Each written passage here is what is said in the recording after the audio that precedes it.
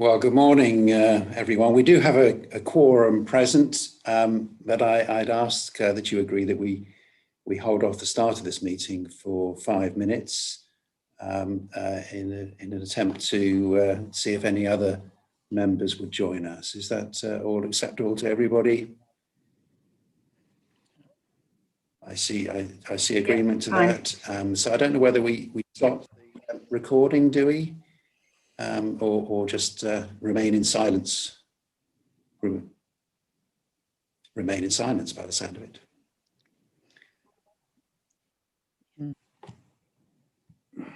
Good morning, everyone. The live stream has started. Before we formally start the meeting, I'll go to each councillor present in turn to confirm that they can hear and be heard. This is a legal requirement for virtual meetings.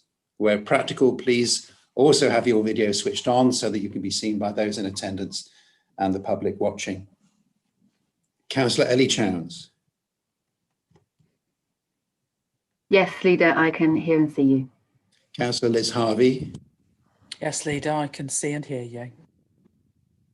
Councillor Terry James. Yes, at last I can see and hear you. And Councillor Tony Johnson. Councillor Johnson's given apologies, Leader. Thank you. We also have present the following officers: Tracy Sampson, Assistant Director for People; Caroline Marshall, Clerk to the Panel; Sarah Buffery, Technical Support; and Kate Charlton, Interim Head of Legal. The agenda papers and other relevant information for this meeting are available for public viewing on the Herefordshire Council website. The Council is streaming this meeting live on the Herefordshire Council YouTube channel and also making an official recording. The recording forms part of the public record of the meeting and will be available via the Council's website shortly after the meeting has concluded. Please remember that what you say and do in this meeting has a global reach, and your words and actions should be chosen carefully. To ensure that recording quality is maintained, please keep background noise to a minimum. Microphones should be muted when you are not speaking. Please ensure that mobile phones and other devices are turned to silent. If any attendee loses connection, the meeting will be paused to ascertain if the connection can be restored quickly. If it is not possible to recover the connection within a reasonable amount of time, the meeting will continue as long as a quorum of panel members remains able to hear the proceedings and be heard. Where panel members are required to vote on an item, I will ask each panel member in turn to indicate verbally if they are for, against, or abstaining. The results of the roll call will only be recorded in the minutes of the meeting where there is a requirement to record the named vote. If a panel member has not been present for the whole of the discussion on an item due to technical failure, they should not vote on that item. Thank you. I will now formally open the meeting. Item 1, apologies for absence. Councillor Johnson has given apologies for absence. Thank you. Name of substitutes. There are no name substitutes. Declarations of interest. To receive declarations of interest in respect of Schedule 1, Schedule 2, or other interest from members of the panel in respect of items on the agenda. There are none. Fourth item is minutes. To approve and sign the minutes of the meeting held on 12th of August 2020, and only matters of accuracy may be discussed. So do I have your approval to sign those minutes?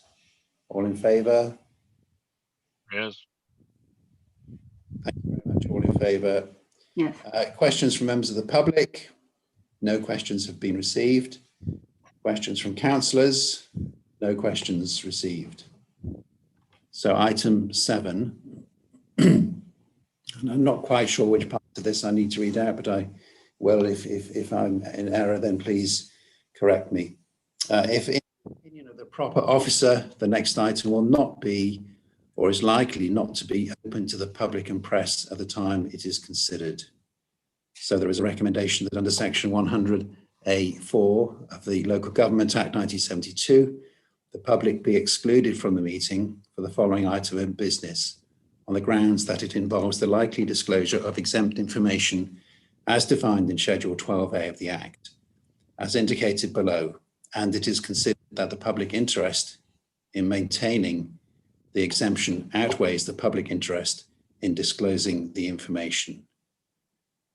And the reason, I think, is that information which is likely to reveal the identity of an individual.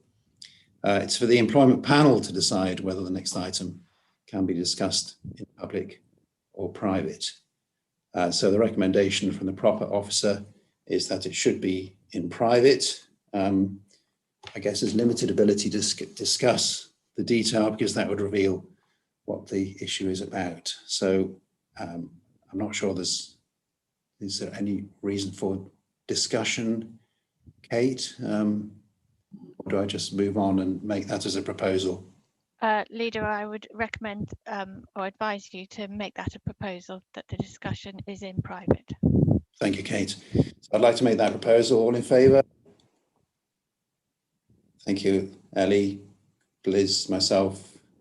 Councillor James, you okay? Yes. With that? Okay, thank you very much. So the live streaming, I think, must now be paused.